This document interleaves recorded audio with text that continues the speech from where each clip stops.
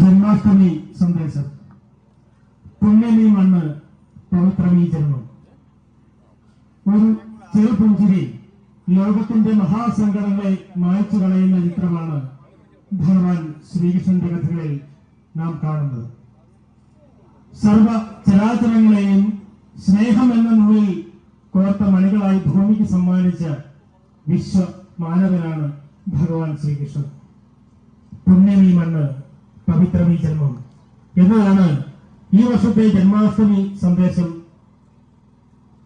മണ്ണ് നമുക്ക് അന്നപൂർണേശ്വരിയായ അമ്മയാണ്, അഭയവരദാനിയായ ദേവിയാണ്.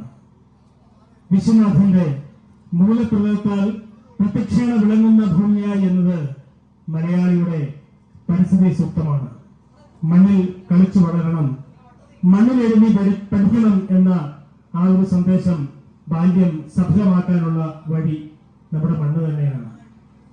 പിറന്ന മണ്ണ് പെറ്റമ്മ തന്നെയാണ്. ആ മണ്ണിന് വേണ്ടി ജീവിക്കുകയും മരിക്കുകയുമാണ് കർത്തവ്യം.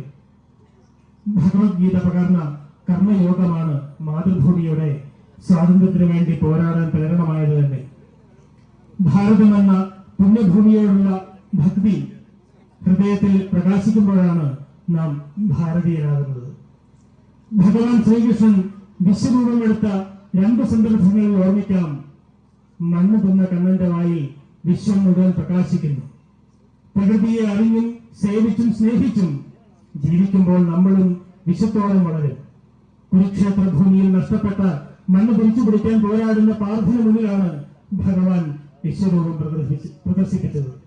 രാഷ്ട്രം ഒന്നാണ് എന്ന ചിന്തയാണ് സ്വന്തം ബന്ധങ്ങൾക്കപ്പുറം വളരാൻ പൗരനെ പ്രേരിപ്പിക്കുന്നത്. മാതാ ഭൂമി പുത്രോഹം പൃഥിവ്യാഹ എന്ന വേദമന്ത്രം നമുക്ക് വെളിച്ചമാകട്ടെ. എല്ലാവർക്കും ശ്രീകൃഷ്ണ ജയന്തി ആശംസകൾ.